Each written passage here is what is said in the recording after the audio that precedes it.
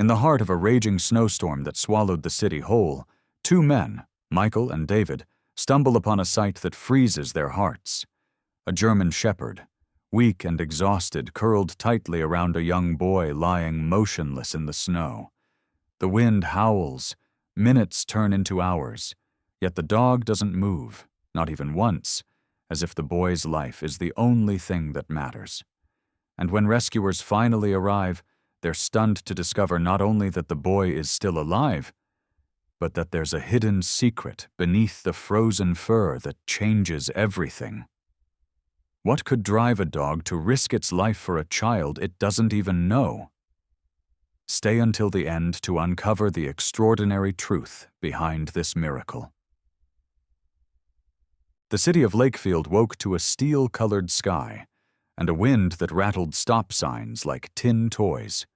Overnight, snow had blown in from the prairie and stacked itself against porches and bus shelters, burying curbs and swallowing the small park at the end of Ashland Avenue, until the swings hung like frozen question marks. The air smelled of iron and pine. Plows had made a pass before dawn, but the drifts returned as soon as the taillights vanished. It was the kind of morning when most people stayed in and watched the weather from behind coffee cups, grateful to be spectators and not participants. Michael Hart didn't. He was 34, long-limbed with work-earned strength, a man whose jaw kept a permanent 5 o'clock shadow and whose dark hair sprang back after every comb. A small bend in his nose remembered a high school charge taken too hard. People liked Michael because he showed up. He was the friend who hauled sofas and the neighbor who shoveled an extra sidewalk. Worry lived in him like a seam, stitched tight after his younger brother's 2 bad years, one in the county jail, one in a treatment center, taught him that showing up was not a small thing, but the whole thing. When the sky told the city to stay put, Michael tugged on boots and said, "Short loop," out of habit and hunger for air that hadn't been breathed by anyone else. David Morales went with him, as he usually did when a walk seemed foolish. David was 36, shorter by a head and heavier in the shoulders, a barber by trade whose hands could be quick as flicked cards or slow as snowfall. A neat dark beard framed a mouth that liked to joke. Warm brown eyes nested in smile lines made clients feel seen. He wore a knitted cap a customer's grandmother had made, and a red scarf he pretended not to care about, but never forgot. David was the sort who learned people's stories in snippets: how a father left, how a daughter got into art school, how a knee healed wrong, and then remembered to ask about them later. He and Michael had shared a cheap apartment for a year that turned into a decade-long friendship. Moving days, pickup basketball, the kind of small, steady favors that knit adults into family, without anyone saying the word. They cut across the supermarket lot and into the park, leaning into gusts that slashed the face. In summer, this rectangle hosted soccer and birthdays. Today, it was a white stage, every path guessable only by memory. Oaks on the far side wore armor of rime. Their boots chewed crust and found softer layers below. Breath fogged and blew sideways. They spoke in brief words: left, watch, deeper, saving air for the work of moving through weather that wanted them still. Michael heard it first, a filament of sound too thin to be the groan of branches. He stopped and lifted a glove for quiet. The park's hush thickened. There it was again, a whimper that did not belong to trees or wind. Michael's stomach tightened the way it did when his phone lit after midnight. Some calls announced themselves by tone. He pointed toward a stand of oaks where drifts rolled high and unbroken. David nodded and followed without argument. Their friendship sometimes ran on instinct as clean as a plow line. They left the half-memory of the loop and waded into knee-deep powder. Wind fell off under the trees, and noise rearranged itself, grains sliding, ice popping on bark, a boot thudding deeper than expected. The sound came again, closer now, carrying a thread of panic. "Dog," David said quietly, recognition more than question. Weekend adoption clinics had taught him the grammar of distress. Michael crouched and used his forearm like a broom to push aside a berm of snow. At first he saw only winter, white on gray on shadow.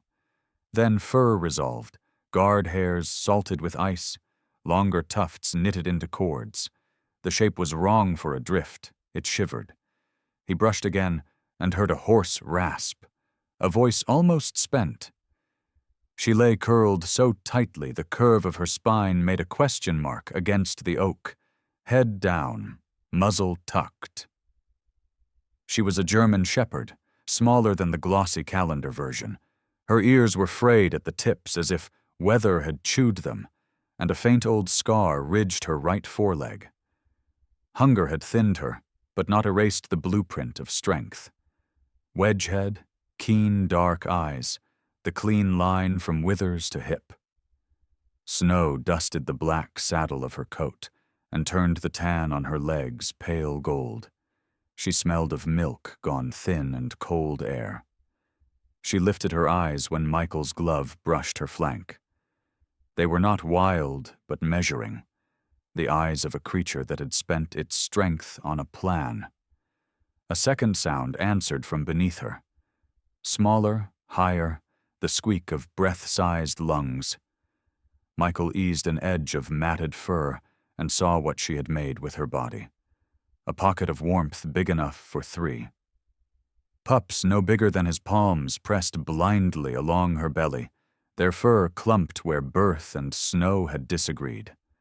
One wore a white streak. One was toasted brown. The smallest carried a darker mask and shivered harder than the others. Their mouths worked with the stubborn rhythm of the living. David's hand hovered, then pulled back. "Easy," he murmured. He had seen fear take the shape of teeth. But the shepherd didn't bear hers. She lifted her gaze an inch, found Michael, then David. Then something passed them. Her ears tipped, and a new understanding slotted into place. Michael followed her line of sight and for a heartbeat didn't understand what he was seeing, because hope is a slow thinker in bad weather. A boy lay tucked into the curve of her chest, the way a person tucks a hot water bottle. He was on his side with his knees up and one arm pinned. His knit cap had ridden back, leaving sandy hair stiff with ice. Frost jeweled his eyelashes. His face wore the gray-blue of porcelain. His mouth was the wrong shade of purple. 10, maybe. No older than the nephews Michael took to Little League. The dog's forelegs were braced to keep her ribcage off his chest. She had made herself a wall. Michael's ribs ached under his coat. "Hey, buddy," he said, keeping his voice low and even, a tone learned on nights he sat with his brother outside a treatment center. He showed his empty palms to the shepherd. David came down on one knee, moving like a man who knew animals measured intention. "We're here to help," he told the dog first, because trust travels in arcs. Her eyes flicked to the boy and back, asking for a promise in a language older than speech. Michael stripped one glove with his teeth and put 2 fingers on the inside of the boy's wrist. The storm and his own pulse filled his ears. For 3 beats he felt nothing, and then, there, a thread of life, faint but present. He let out air he hadn't known he held. "Pulse," he said, and the word steadied both men. David unwound the red scarf and rolled it into a soft sling. He scooped the pups into the makeshift cradle and pressed them under his coat, tucking fabric over their heads so their breath could warm the small space. The shepherd watched every inch of Michael's hand as he slid it under the boy's shoulder. Her muscles trembled. She tried to lift and failed, then set her weight back over his ribs with a breath that scraped. "We've got him," David said softly, palm up, voice carrying warmth the way coals carry heat. "No one gets left." The dog's ears eased. Michael gathered the boy with a care he saved for Glass. The body surprised him with its lightness, cold steel's weight. Wind found them again when they stood. It needled eyes and shoved at the cargo in their arms. The path toward the street was an erased chalk line. Michael shifted the boy higher, cheek against knit, listening for any tremor of shiver. David adjusted the dogs, mother in his arms, pups against his chest, and felt his thighs announce the cost. The shepherd's breath hitched like a saw catching on a knot. Time, he thought, and the thought rang like metal. Behind them, the hollow under the oaks began to fill as wind pulled snow into it, sanding away the evidence of what had happened there. Michael looked once over his shoulder and saw the outline that would remain even after tracks vanished. A crescent pressed into winter, a body bent around a smaller body, a geometry of shelter that, for one fierce hour, had been stronger than the storm. The wind had sharpened to a serrated edge by the time Michael adjusted Noah's small, weightless body against his chest. He could feel, even through the thick layers of his parka, the faintest rise and fall beneath the boy's coat. Weak, fragile, but present. It was a pulse worth fighting for. David, standing beside him, held the 3 newborn puppies bundled against his chest inside his scarf. They squirmed weakly, their bodies searching for warmth in a world that offered none. The German shepherd mother was still lying where they'd found her, chest heaving shallowly, her eyes glazed with exhaustion. Yet even in that state, she refused to shift her weight from the place where Noah had lain. "Still breathing," Michael murmured, pressing his ear close to the boy's mouth. The whisper of air brushing his cheek was uneven, as if Noah's lungs were locked in a struggle with the cold. "We need to keep him warm. If he stops shivering, it's a bad sign." Michael wasn't a paramedic, but his years volunteering at the local fire department had taught him enough to recognize the early signs of hypothermia. His voice remained calm, steady, the way it always did when everything around him was on the edge of chaos. David glanced at the dog, whose body trembled with every breath. "She's done everything she could," he said softly. "She's been their shelter." He crouched and ran a gentle hand along her frost-dusted fur. She flinched but didn't pull away, too weak for fear. David had always had a quiet connection with animals. Maybe it was his calm energy, or maybe it was the patience he'd learned after years of listening to the small, unspoken worries of his clients in the barber's chair. Whatever it was, it made the dog's eyes soften for the first time, as if she understood he wasn't there to take anything from her. Michael shifted his weight, scanning the empty park for help. The snow was coming down harder now, fat flakes sticking to his eyelashes and sealing the world into a white silence. "We can't wait for emergency services," he said. "If we don't move now, they won't make it." David nodded, though his arms were already aching from the weight of the puppies and the cold that gnawed through his coat. "We'll carry them all. The boy first, then the pups, and her." He nodded at the dog, whose body was beginning to sag. Michael hesitated, glancing at the mother again. "She might not survive if we try to move her like this." David met his eyes with quiet determination. "Then she dies here, and she deserves better than that." Together they moved. Michael tightened his grip on Noah and began the slow, brutal trek through the snow toward the edge of the park. David knelt beside the dog, sliding his arms beneath her limp frame. She was heavier than he expected, bones wrapped in muscle and fur, her weight sagging like a burden too long carried. He grunted as he stood, cradling her, against his chest. She let out a low, rasping sound, not quite a growl, not quite a sigh, but it vibrated with trust. The world outside the trees was a wall of white. Streetlights blurred into ghostly halos. Their boots sank deep into the snow with every step, legs screaming with effort. Michael's breath burned his throat, his lungs working overtime to keep Noah's chest moving against his own. The boy's skin was icy under the layers of clothing, and his lips had turned a deep shade of blue. Michael whispered to him, words he hoped could reach through the fog of unconsciousness. "Stay with me, kid. Just a bit longer." David stumbled once, his knee buckling under the dog's weight, but he caught himself before he fell. The puppies whimpered against his chest, the sound small but persistent, the voice of life refusing to surrender. "We're almost there," he muttered to them, to himself, to the mother whose breath ghosted weakly against his chin. They reached the road at last, where the snowplows had passed hours earlier, leaving a narrow strip of black asphalt cutting through the white expanse. Michael laid Noah down gently on a patch of cleared ground and shrugged off his coat, wrapping it around the boy's body before scooping him back up. The cold bit deeper without the extra layer, but Michael didn't care. "Better him than me," he said under his breath. David shifted the dog higher against his chest. She stirred faintly, her eyes flicking open. In that brief, fragile moment, their gazes met. Man and dog, both exhausted, both unwilling to give up. "You did good, girl," David whispered. "You did damn good."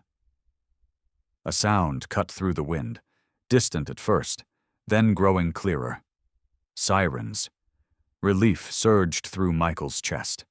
They were still far off, maybe 10 minutes away, but it was enough.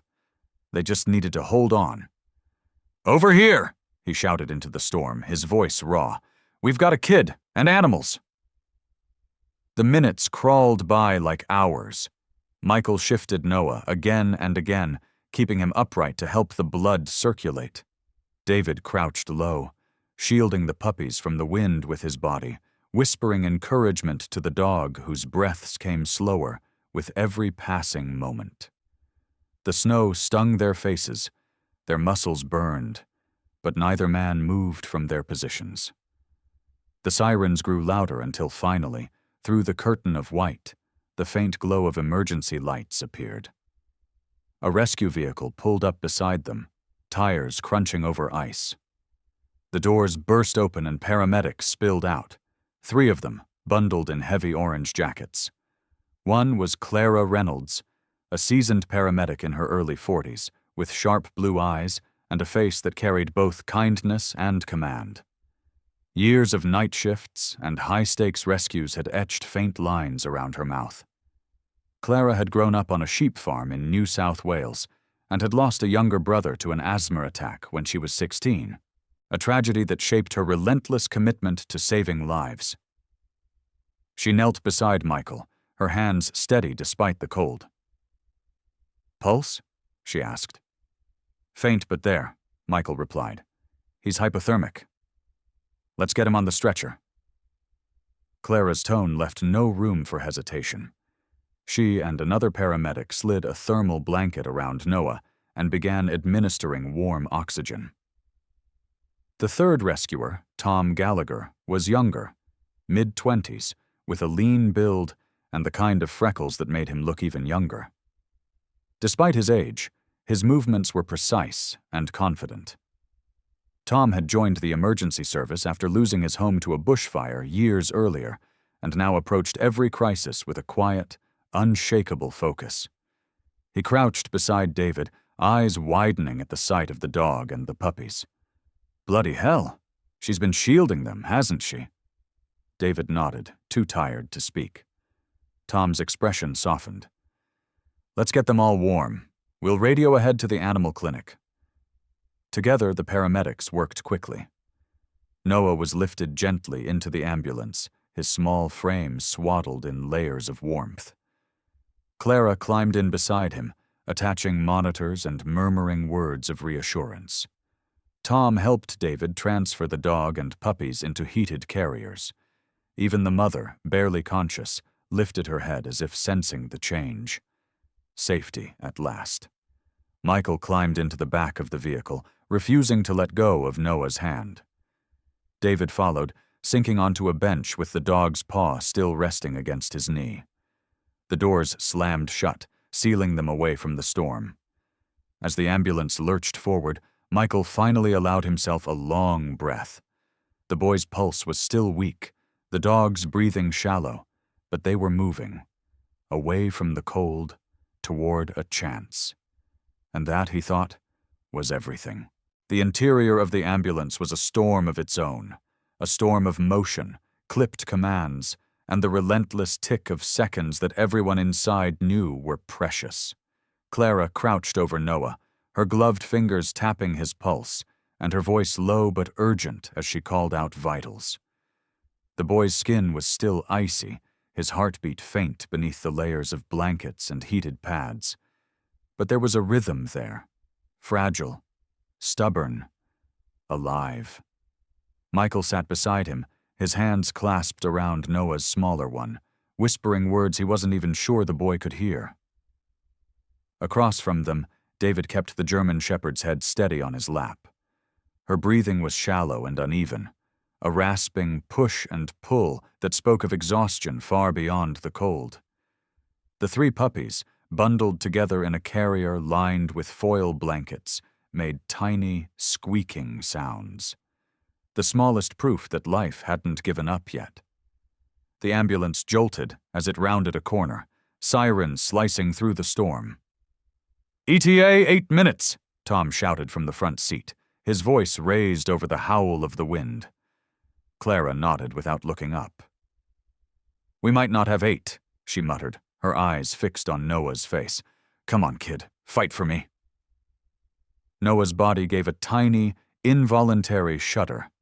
A good sign, Clara explained, but his breathing was still dangerously slow. Hypothermia was merciless.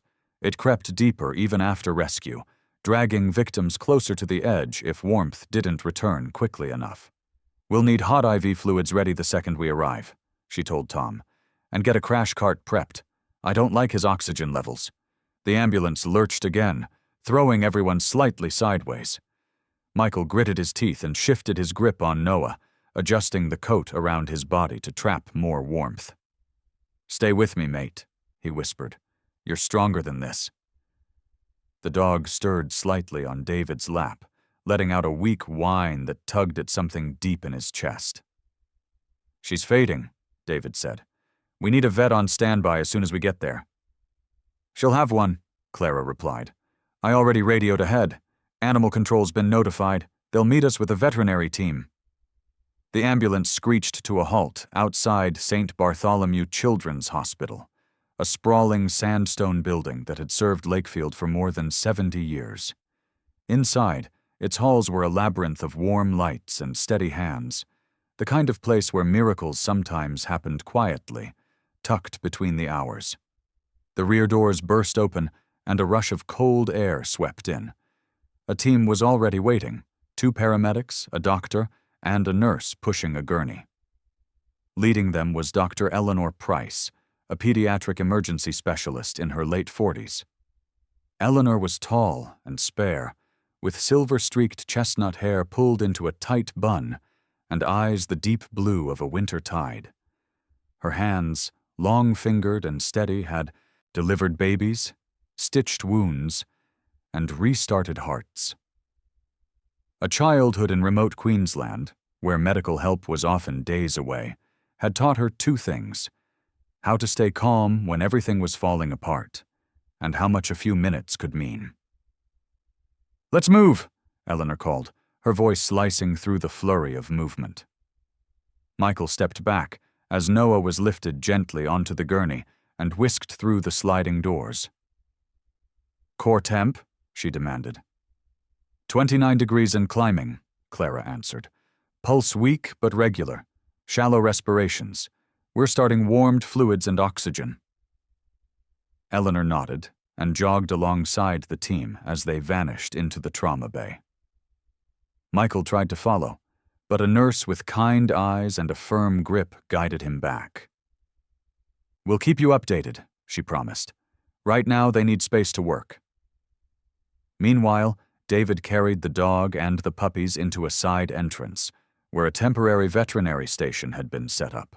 Waiting there was Dr. Lucas Kim, a compact man in his mid-30s with neatly trimmed black hair and square glasses perched on a nose that always seemed to be buried in patient charts.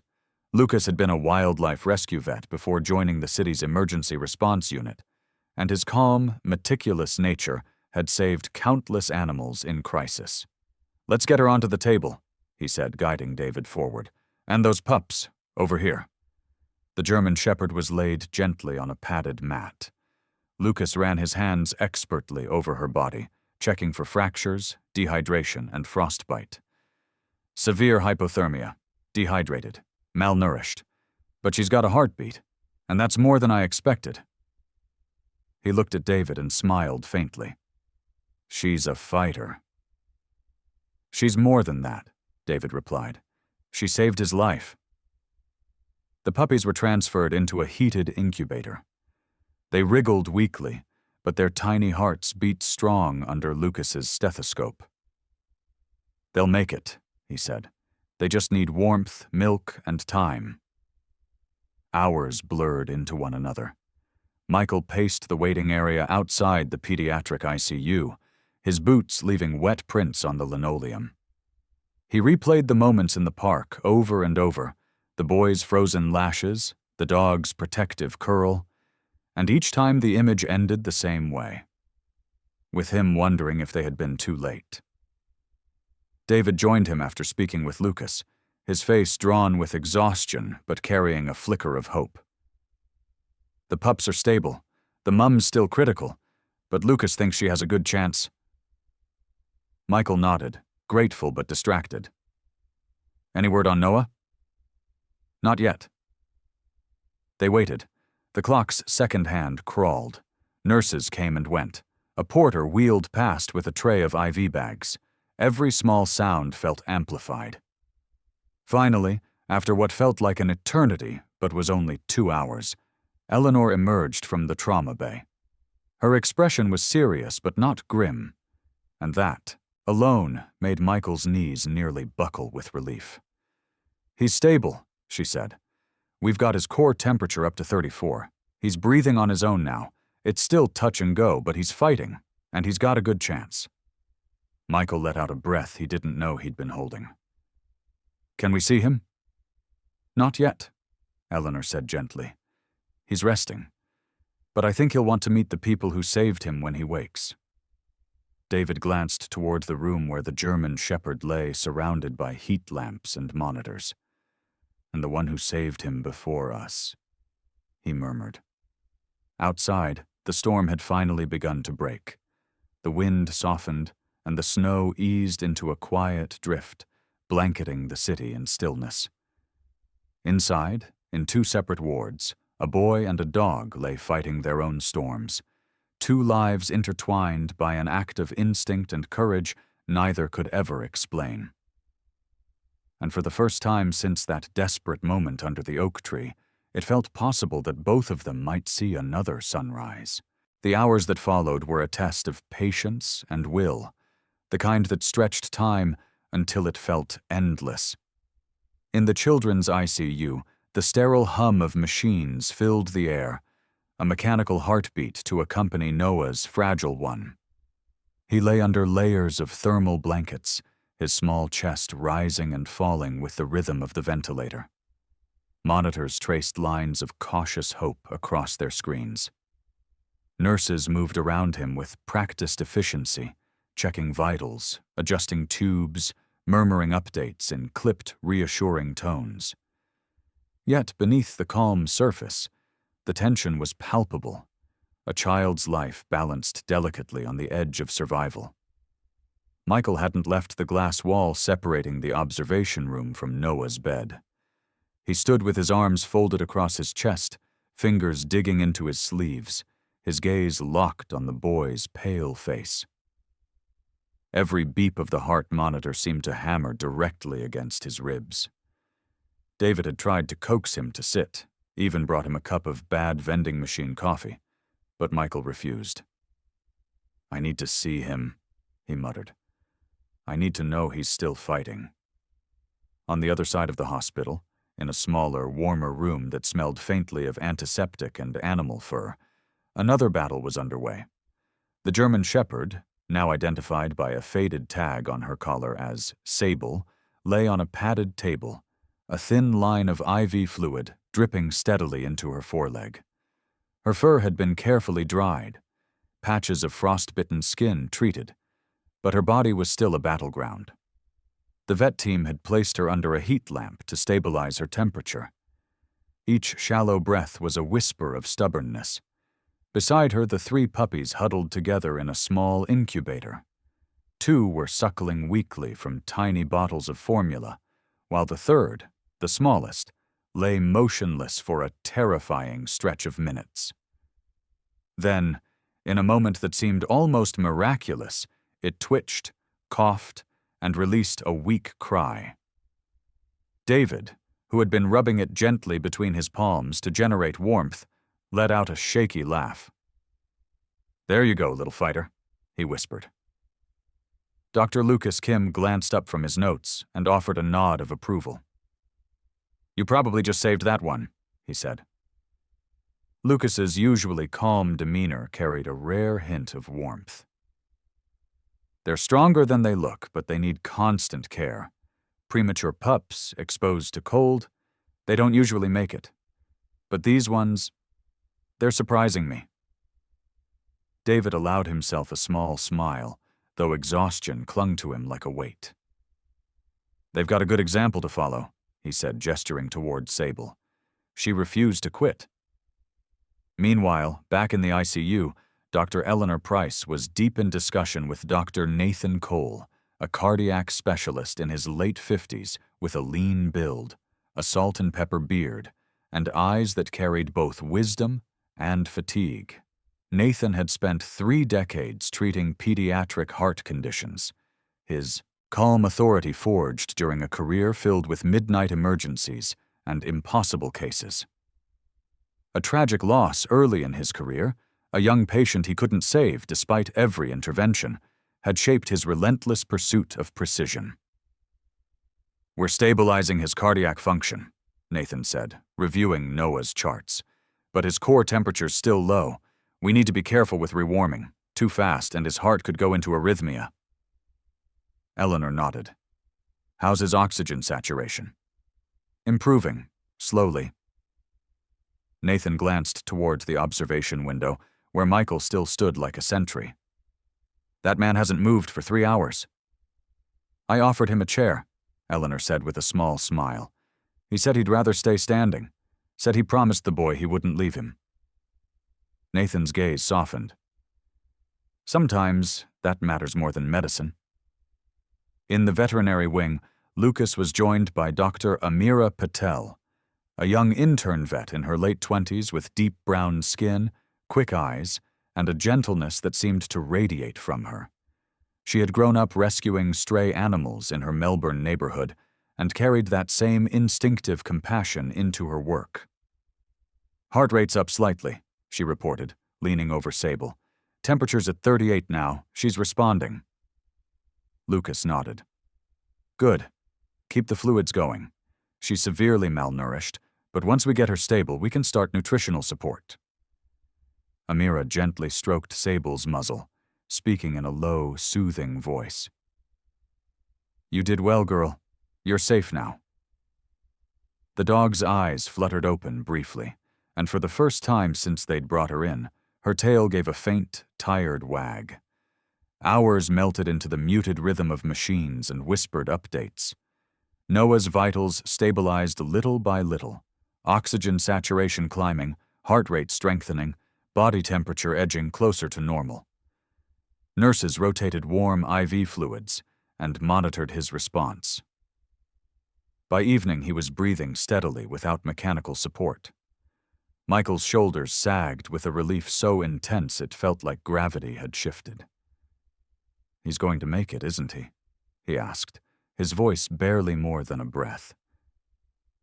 Eleanor placed a reassuring hand on his arm. "It's too soon for guarantees, But yes, he's improving. That's the best sign we could hope for. David arrived a short while later, the smell of antiseptic and puppy fur clinging to his clothes. "The pups are hanging on," he said, collapsing into the chair beside Michael. "One of them almost didn't make it, but we brought him back. And Sable, she's fighting. Lucas says she's tough." Michael exhaled deeply. "They're all tougher than we are." The two men sat in companionable silence for a while, the weight of the day finally settling over them. Neither spoke about how close it had been, how easily this story could have ended in tragedy. Instead, they watched the steady rhythm of Noah's chest and the soft glow of the monitors, clinging to the fragile thread of hope that had carried them this far. Later that night, as snow continued to drift gently past the hospital windows, Sable stirred from her rest. Her breathing was stronger now, her eyes clearer. In the incubator, the puppies nestled against one another, warm and alive. Across the building, Noah's monitors continued their steady song. For the first time since the storm, the balance had shifted. Life, against every odd, was beginning to win. 2 days had passed since the storm, yet its memory clung to the city like frost to a window pane. Streets were lined with frozen drifts, cars remained buried under thick layers of white, and the park, the place where it had all begun, lay silent, untouched, a canvas of snow stretching endlessly beneath a pale winter sky. The worst had passed, but for Michael and David, there was still something unfinished, something they couldn't shake from their minds. The image of Sable curled around Noah, refusing to abandon him even as her strength failed, haunted them both. There had to be more to her story. It was Michael who first suggested they go back. "I keep thinking about that place," he said as they sat in the hospital cafeteria, its windows fogged with condensation. About how she was just there, alone, protecting him. It doesn't add up. A dog like that doesn't just appear out of nowhere. David nodded, swirling the coffee in his paper cup without drinking. His eyes were ringed with dark circles, a mix of sleepless nights and heavy thoughts. "She's not a stray. You can see it in her behavior, how she positioned herself, how she stayed calm. That's training, years of it." That afternoon, once Noah had been deemed stable enough that they could leave his bedside for a few hours, the two men set off for the park. The storm had transformed the landscape, erasing familiar paths and landmarks under waist-deep snow. What had once been a lively recreational area was now a silent, frozen wilderness. Their boots crunched loudly as they moved, breath fogging in the cold. They retraced their steps as best they could, using trees and benches barely visible under the snow as markers. After nearly an hour of trudging, they reached the base of the oak tree, the place where they had first found Noah and Sable. The memory hit them both with unexpected force. The boy's pale face, the dog's trembling body, the fragile puppies pressed against her for warmth. The silence now felt heavier, as though the ground itself held the echoes of that desperate struggle. "Somewhere here," David murmured, scanning the ground. "She was digging around this side." Michael knelt and began clearing snow with his gloved hands, his fingers quickly numbing from the cold. The work was slow and tedious. Layers of hardened snow and ice resisted every movement, but after several minutes, his hand brushed against something solid. "I think I found something." He dug deeper, fingers scraping against leather. Carefully, he pulled it free. A strip of worn red leather, stiff with frost, a small metal tag hanging from its ring. David crouched beside him, brushing the remaining snow away. The tag was old, its engraving dulled with age but still legible. It read, "Sable, property of Nestler Search and Rescue Unit." Below it, a faded phone number. Michael exhaled slowly. Search and rescue. I knew it. She wasn't lost, David said, softly. She was working. For a long moment, neither spoke. The revelation carried a weight neither had anticipated. Sable hadn't just been a dog that stumbled across Noah.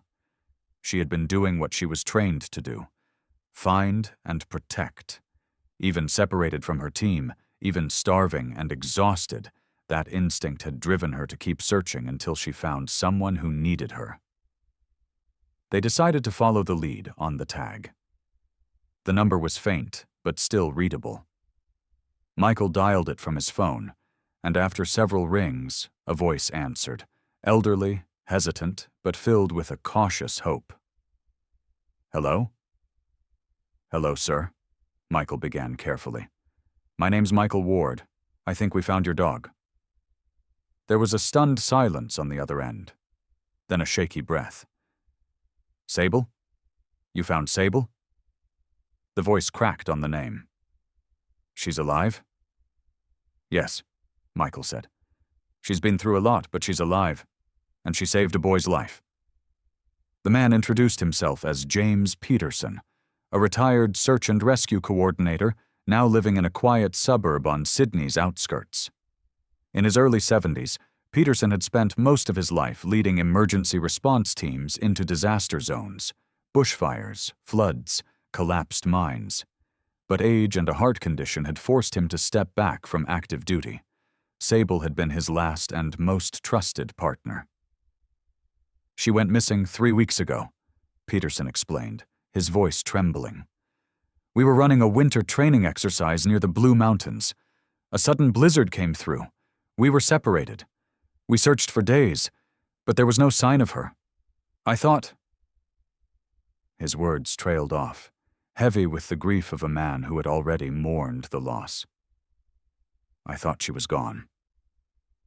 Michael told him about the park, about Noah, about the way Sable had wrapped herself around the boy and her own pups.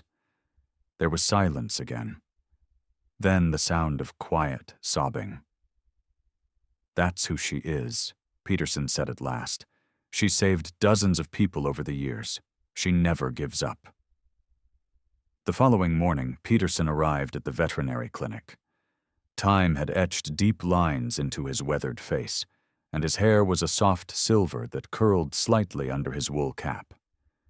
He walked with a cane, the result of a leg injury sustained during a flood rescue operation years ago, but his stride still carried the purposeful determination of someone who had spent his life running toward danger instead of away from it. When he stepped into the recovery room and saw Sable lying on the blanket, her head lifting weakly at the sound of his voice, the old man's composure broke. Sable girl, he whispered, sinking to his knees beside her. She recognized him instantly. Her ears perked, her tail thumped weakly, and she struggled to her feet, pressing her muzzle into his chest. Peterson wrapped his arms around her, burying his face in her fur. You made it home, David watched from the doorway, his throat tight. It's like watching family reunited, he murmured. Peterson stayed with Sable for hours, stroking her fur and speaking to her in a low, affectionate tone. He examined the puppies, too, his smile breaking through tears when one yawned and tried to climb over his hand. She had her own rescue mission, he said softly, and she succeeded. Before he left, Peterson turned to Michael and David. You saved her as much as she saved that boy. I owe you more than I can ever say. Michael shook his head. We didn't save anyone. Sable did. We just followed her lead. As Peterson left the clinic, he paused by the door and looked back. She was trained to save lives, he said quietly. But what she did, staying with that boy, keeping him alive, that was more than training. That was heart. Outside, the snow had begun to melt, revealing patches of green beneath the white. Life, stubborn and resilient, was pushing through. And as Michael and David stood watching Sable rest peacefully with her pups nestled against her side, They understood something deeper than heroism or duty. What had happened beneath that tree wasn't just survival. It was devotion, written in paw prints and frost. The late afternoon light slanted through the windows of the veterinary clinic, painting the floor with soft amber tones. The storm was now only a memory, but its aftermath still lingered, in the frost-bitten branches outside, in the heavy silence of the streets, and most of all, in the small recovery room where a German shepherd lay curled beside her newborn pups. Sable was stronger now, her breaths deeper, her eyes brighter. The pups, too, had changed, no longer fragile bundles clinging desperately to life, but small, squirming symbols of resilience. And today, for the first time since the night of the rescue, there was a sense that this story was about to come full circle. James Peterson stepped into the room slowly, leaning heavily on his cane. He had dressed neatly despite the chill outside, a thick wool overcoat, a navy scarf tucked carefully around his neck, and a pair of polished leather boots that had clearly seen many search sites before. Up close, his age was more apparent. Deep creases lined his face, and his gray beard framed a mouth that had forgotten how to smile. His blue eyes, though dulled by time, still carried a sharpness, the unmistakable gaze of a man who had once commanded rescue teams under pressure. Decades of racing into danger had sculpted him into a man who measured life in moments, the seconds between survival and tragedy. "Hello, girl," he murmured, lowering himself gingerly onto the floor beside Sable's blanket. The dog's ears twitched at the familiar voice. She blinked, then pushed herself up, her legs trembling slightly as she took an unsteady step toward him. When she pressed her muzzle into his palm, Peterson's composure finally broke. Tears slipped silently down his cheeks as he wrapped his arms around her neck. "You never stopped, did you?" he whispered. "Even when you were alone." Michael and David stood by the doorway, giving them space. They had seen many reunions in their lives, family members finding each other after disasters, lost pets returned home. But there was something profoundly different about this one. It wasn't just the reunion of a man and his dog. It was the reunion of two halves of a story that had been separated by snow, distance, and time. Peterson sat on the floor for a long while, stroking Sable's fur and murmuring words only she could hear. Finally, he looked up at the two men. "I owe you both a debt I can't repay," he said, his voice still raw with emotion. "I thought I'd lost her forever. But she wasn't gone. She was still doing the job." David offered a small smile. "It's us who owe her. Noah wouldn't be here without her." Peterson's expression softened. "That's Sable. She was born for this. From the moment I met her, I knew she wasn't just a dog. She was a rescuer." As he spoke, his gaze drifted somewhere far beyond the room. "We found her when she was barely 6 months old, skinny, frightened, wandering, the outskirts of a fire zone. Most dogs would have run from the smoke, but not her. She was watching the rescue crews, following them, as if she already knew where she belonged." He chuckled softly, shaking his head. "I took her in, trained her myself. She learned faster than any dog I've ever worked with. Avalanche detection, rubble search, even water rescues. She's pulled people from collapsed buildings, dug through meters of snow to find trapped hikers. Every mission, she gave everything she had." Michael leaned against the wall, listening intently. "And she never failed?" "Never," Peterson said simply. "But the job changes you. You see things most people never do. I think it changed her too." His hand rested gently on Sable's head. She stopped seeing strangers as strangers. To her, anyone who needed help became hers to protect. At that moment, Sarah Miller walked into the room. She was Noah's mother, a woman in her mid-30s with shoulder-length chestnut hair tucked behind her ears, and a face that bore the marks of sleepless nights and endless worry. Her skin was pale from days spent in hospital corridors, but her hazel eyes were fierce with gratitude and love.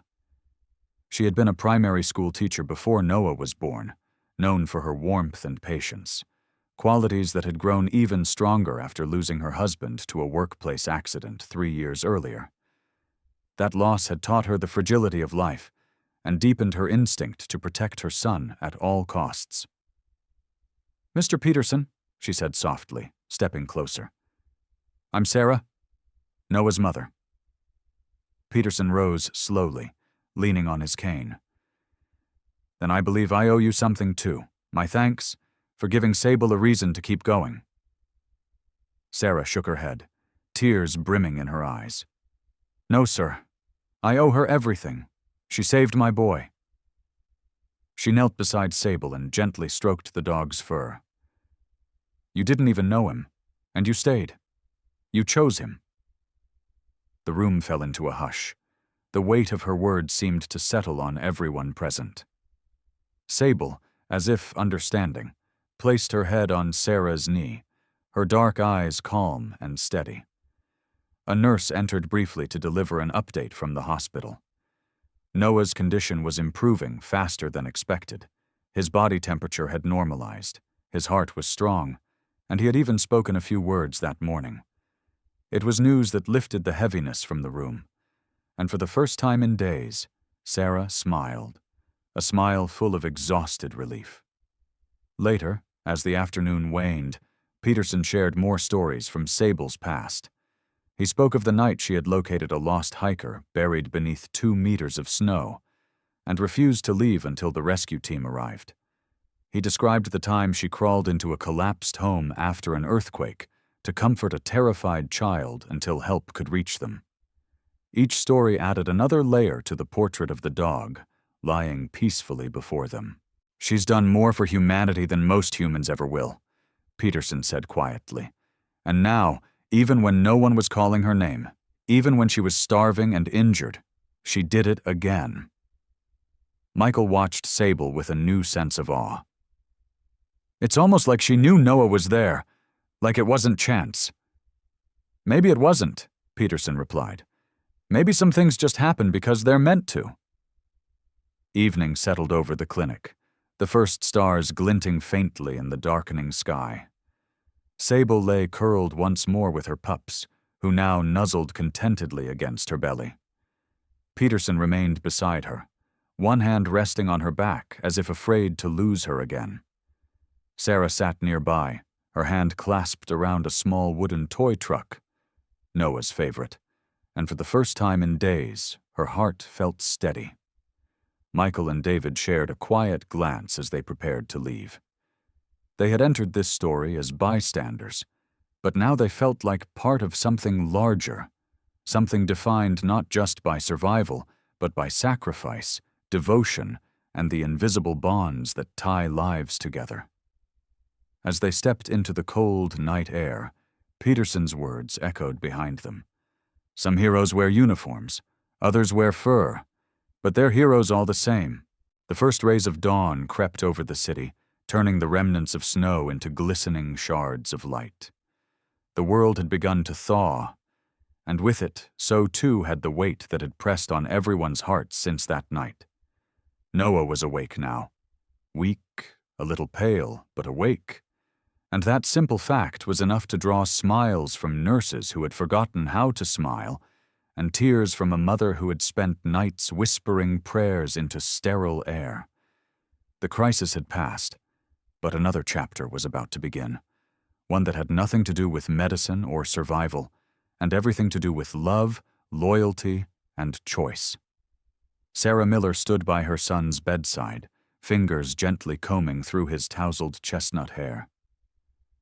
Noah's small frame still bore the signs of what he had endured: thinness from days without proper warmth, a faint scar on his cheek where ice had grazed his skin.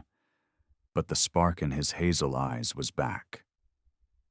He was talking again, softly at first, then with the bubbling curiosity of a boy who wanted to know everything. "Where's the dog, Mum?" he asked one morning, his voice still hoarse but growing stronger. "She's safe," Sarah replied with a smile. "She's been getting better, just like you." "I want to see her," Noah said, his voice suddenly firm, a trace of the stubbornness that Sarah recognized from his father. Sarah exchanged a glance with Michael, who had stopped by to check on them. "We'll make it happen," Michael promised. "She's waiting for you."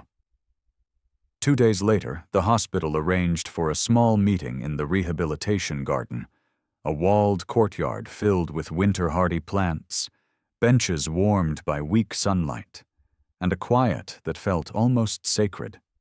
It was there, in a patch of melting snow, that Sable padded forward on slightly shaky legs, her 3 pups trotting clumsily behind her. The reunion was nothing short of magical.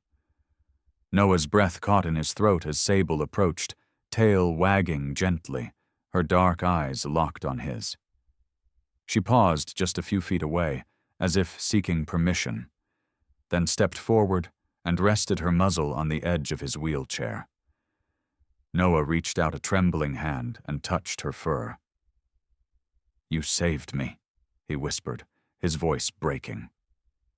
Sable responded by licking his fingers, then pressing her nose into his palm, a gesture so simple yet so profound it brought tears to everyone watching. Sarah turned away for a moment, covering her mouth with her hand as silent sobs shook her shoulders. It was then that Dr. Amelia Foster joined them.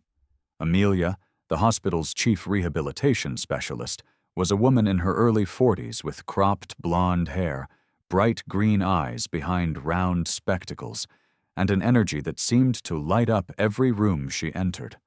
Known for her forward-thinking approach to therapy, she believed strongly in the power of animals to heal trauma, a belief born from her own experience recovering from a car accident in her 20s that left her bedridden for nearly a year. "She recognizes him," Amelia observed with a warm smile. "This bond, it's already strong. It's not just gratitude, it's connection."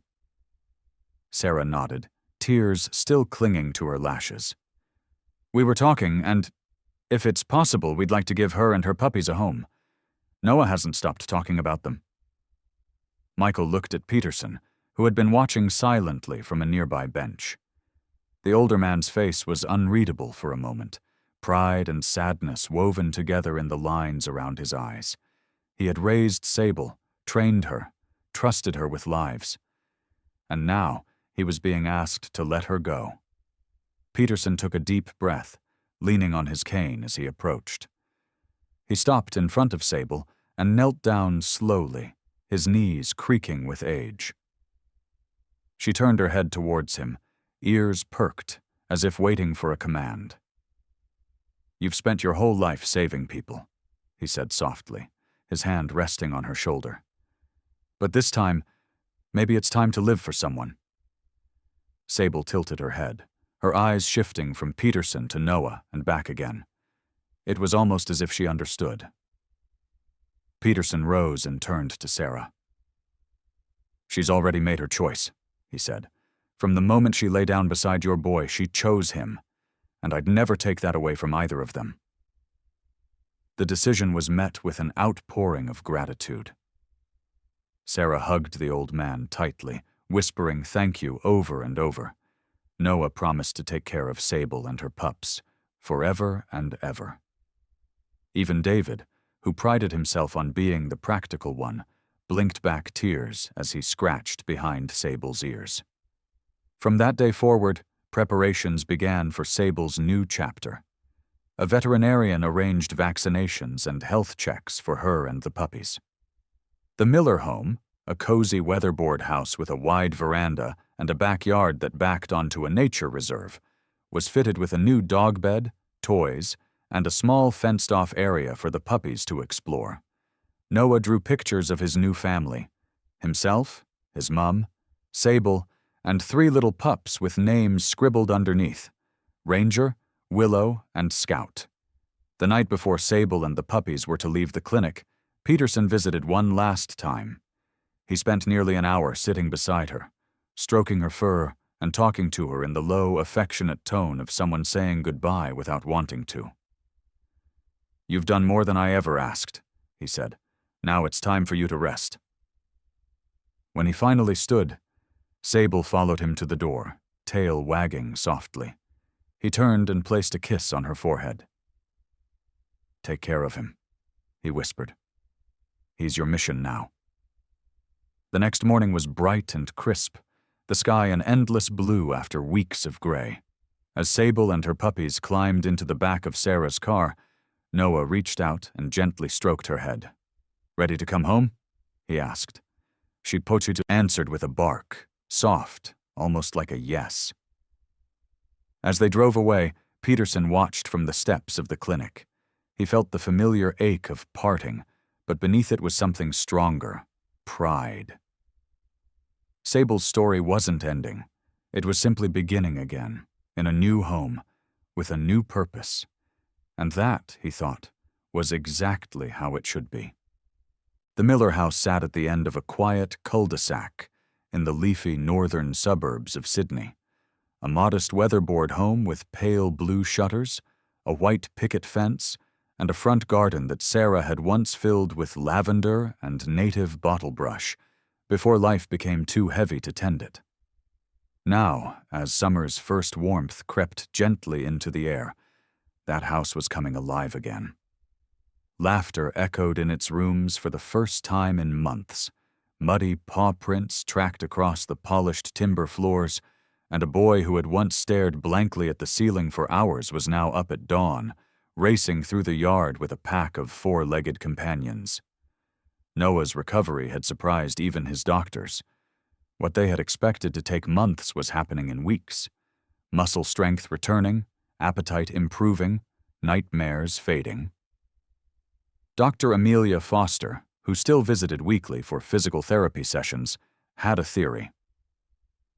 "It's her," she said one afternoon, watching Sable follow Noah from room to room.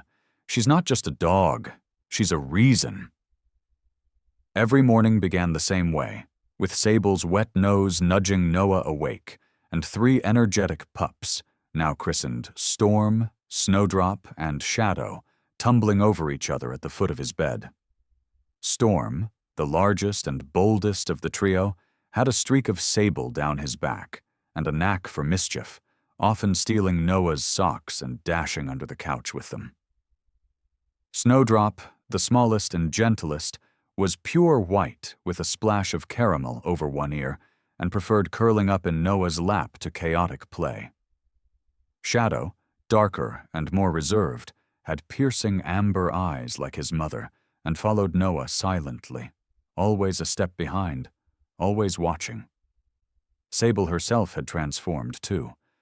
The gauntness that had marked her frame when they first found her was gone, replaced by lean muscle and a gleaming coat.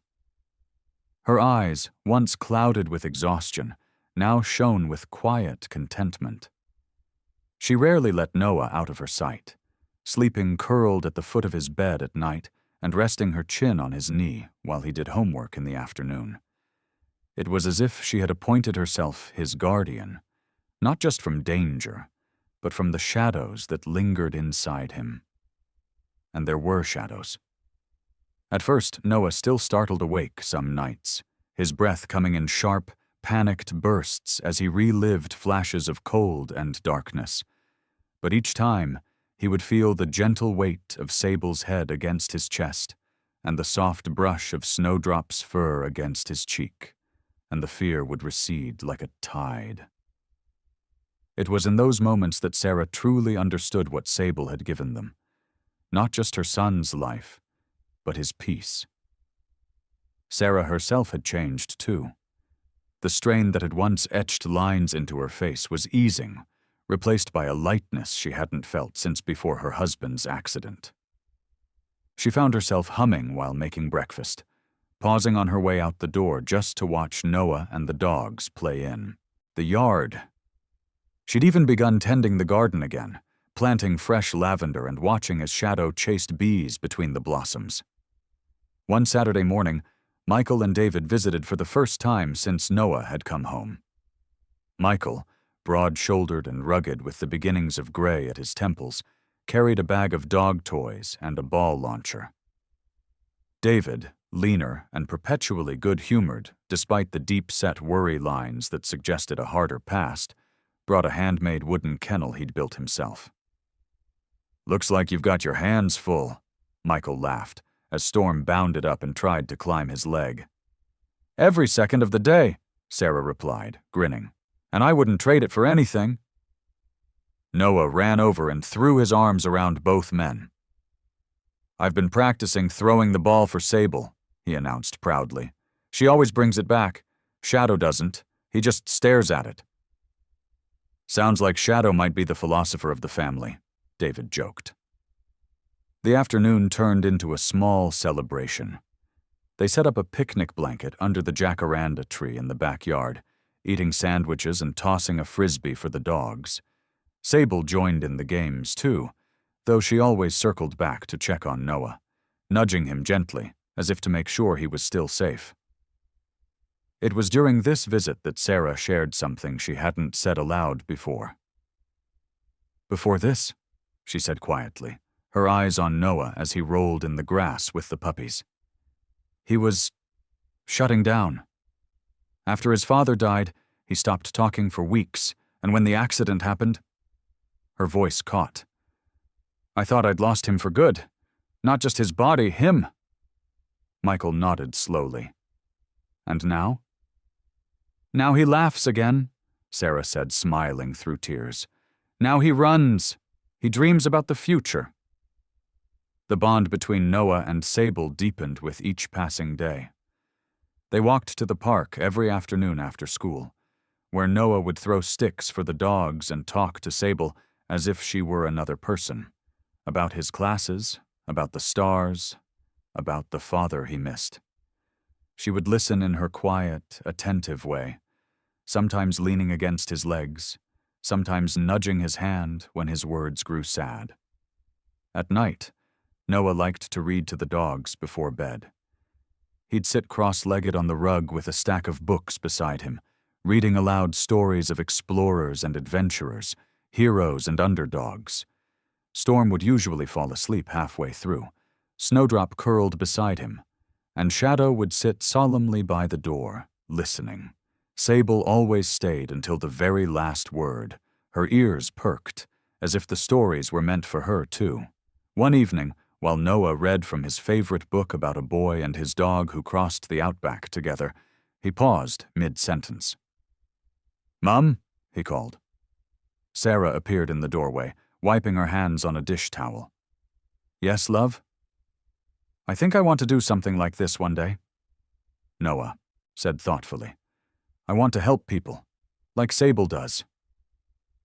Sarah's throat tightened, but she smiled. "I think you already are." In the weeks that followed, the Miller home became something of a local legend. Neighbors often stopped by just to see the heroic dog and her pups, and Noah's school invited him to speak at an assembly about courage and kindness. He was nervous at first, but with Sable sitting calmly at his side on the stage, he found the confidence to tell their story about a storm, a dog, and the miracle that had changed everything. By the time autumn's first cool winds arrived, life had settled into a new rhythm. The house that had once been so silent now pulsed with warmth and noise. The boy who had once been afraid to step outside now raced through the park, his laughter echoing across the grass. And the dog who had once fought through a blizzard alone now lay in the sun, surrounded by family, her mission far from over, but her heart, at last, at peace. By the time spring unfurled across Sydney, the story of Sable and Noah had spread far beyond their quiet suburban street. What had begun as a desperate act of survival on a freezing winter night had grown into something much larger, a story retold in newspapers, on morning talk shows, in classrooms, and around kitchen tables.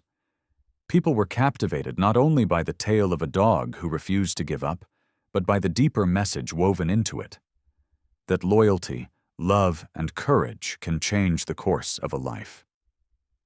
Reporters often gathered outside the Miller home now, their cameras poised for a glimpse of the famous German shepherd and the boy whose life she'd saved. Sarah, who had once dreaded the idea of attention, learned to handle interviews with grace, always redirecting the focus to Sable's heroism and the importance of rescue dogs. "We didn't save her," she would say. "She saved us." One morning, Noah and Sable were invited to visit Riverside Primary School, the local school where Noah had just returned to his Year 5 class. The principal, Margaret Reeves, was a tall woman in her early 50s with iron-gray hair cut into a bob, sharp blue eyes behind rimless glasses, and a reputation for being both fiercely protective of her students and deeply invested in community programs.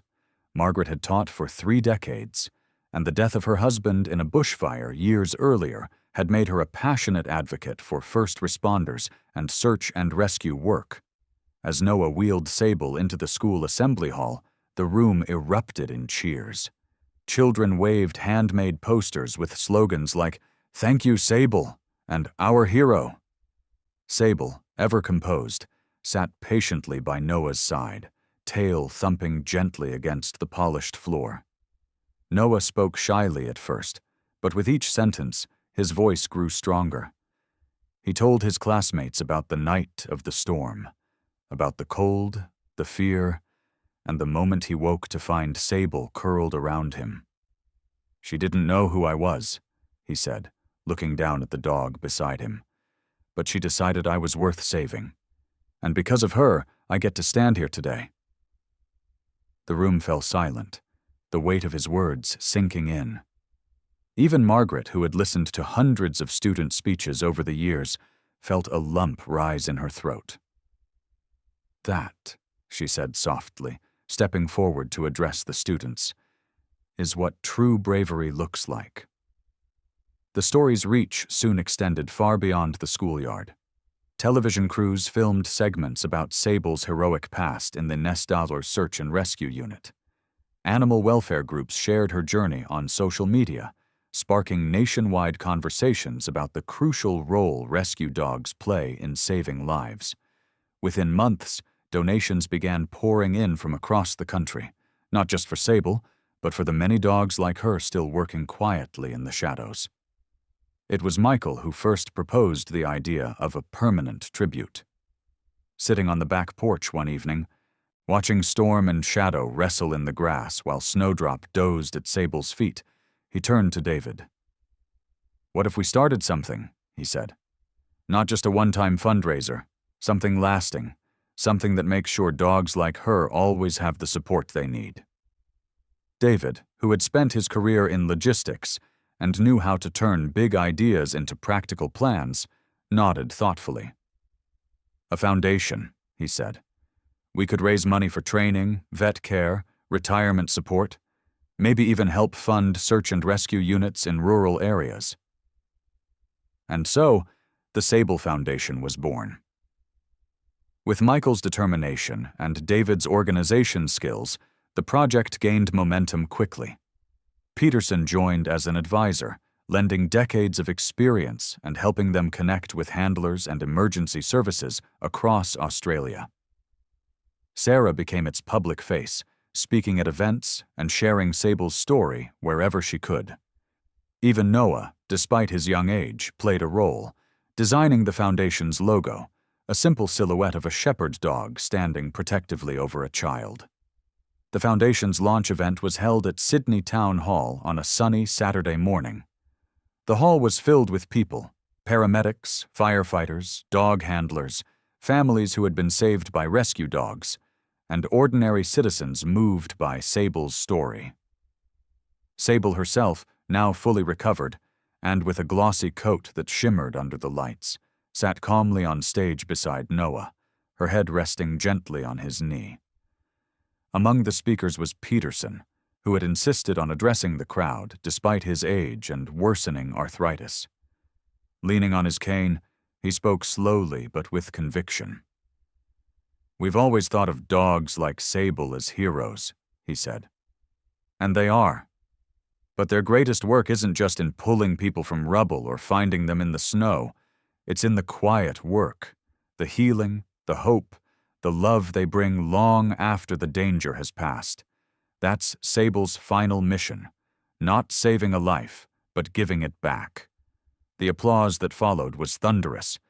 Donations surged in overnight, and within weeks, the foundation had secured enough funding to support 2 new search and rescue units and provide medical care for dozens of retired working dogs. Life settled into a new rhythm after that. Noah continued to thrive, his physical strength returning, his confidence blooming. Inspired by Sable, he joined the school's community service club and spent weekends volunteering at the local animal shelter. Sarah found herself surrounded by a network of people who had been touched by the story, many of whom had their own tales of loyalty and survival to share. As for Sable, she seemed content in her new role. Though she no longer dashed into danger or sniffed through rubble, she still had missions to complete. Comforting nervous children at school assemblies, visiting hospitals with Noah to bring smiles to patients, and curling up, beside him at night, a silent guardian. One crisp autumn afternoon, Peterson visited the Miller home one last time before moving to a retirement community closer to his daughter. He sat with Noah on the back steps, watching Sable and the puppies chase each other through fallen leaves. "You know," he said, his voice softer now, "I used to think her greatest mission was saving lives in the field. But I was wrong." Noah looked up at him. "What is it then?" Peterson smiled, deep lines creasing the corners of his eyes. "It's this. You. This family. She built something that will last long after she's gone." Later that evening, as the sun dipped below the horizon and the sky burned orange and gold, Noah lay in the grass with Sable beside him, her head resting on his chest. He traced lazy circles in her fur and thought about everything they had been through. The storm, the fear, the hope. "We did it, didn't we?" he whispered. Sable responded with a soft huff, eyes half closed, utterly content. And in that quiet moment, boy and dog lay together beneath the fading light. 2 souls bound by a story that had started in the cold and ended in warmth. A story that would ripple outward, changing lives they would never meet. The legacy of loyalty had begun with a single act of courage. But now, it was something more. A movement, a mission, and a bond that no storm could ever break. Sometimes miracles don't arrive as beams of light splitting the sky or voices thundering from the heavens. Sometimes they come on 4 legs, with a wagging tail, a steady heartbeat, and eyes that hold a love so deep it changes everything. Sable's story is more than a tale of a dog saving a boy. It's a reminder that God's grace often moves through the quietest acts of loyalty, the simplest moments of compassion, and the bonds that remind us we're never truly alone. In a world that can feel cold and uncertain, we are called to see these everyday miracles in the kindness of a stranger, the comfort of a friend, or the unwavering devotion of a loyal companion. They are signs that faith is alive, and that love is still the most powerful force we have.